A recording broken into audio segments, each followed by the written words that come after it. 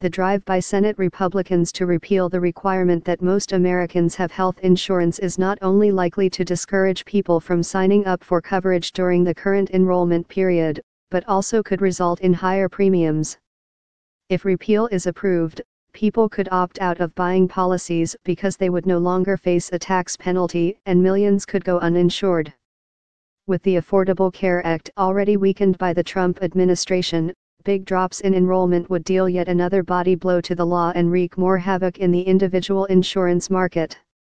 Many consumers would likely to turn to the cheap, short-term policies that already skirt provisions of the law and may not cover pre-existing conditions or basic medical needs. If you get rid of the mandate, you open the floodgates, said Robert Lazuski, an industry consultant in Alexandria, Virginia.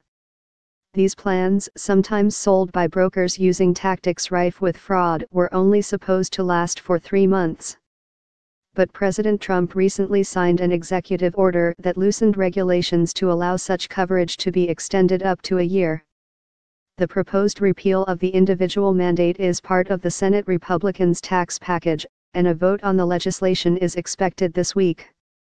Without a mandate, the cost of coverage could increase by double digits on top of already high premiums as healthy people left the market and sick people needing costly care stayed in it. While repeal supporters argue that people would benefit by having the choice to buy less expensive plans, state regulators have been cracking down on rogue agents who have misled customers about what such inexpensive plans cover or, more important, don't.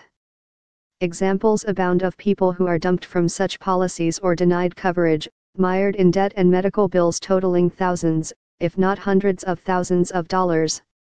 One case pending in federal court involves Kevin Conroy, who had a heart attack in 2014 and underwent triple bypass surgery, just 2 months after his wife, Linda, obtained a short-term policy over the telephone.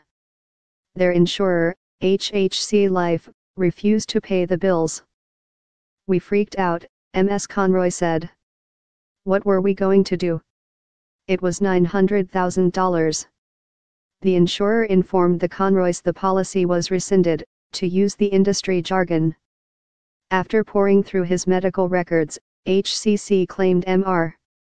Conroy failed to disclose he suffered from alcoholism and degenerative disc disease, conditions he said were never diagnosed. When one thing didn't work, they went to another, Mr. Conroy said. HCC Life, a unit of Tokyo Marine HCC, says it will defend its case. The company is also the subject of a multi-state review by insurance regulators to see if it engaged in unfair or deceptive acts. It says it has fully cooperated. HCC Life stopped selling short-term policies last May.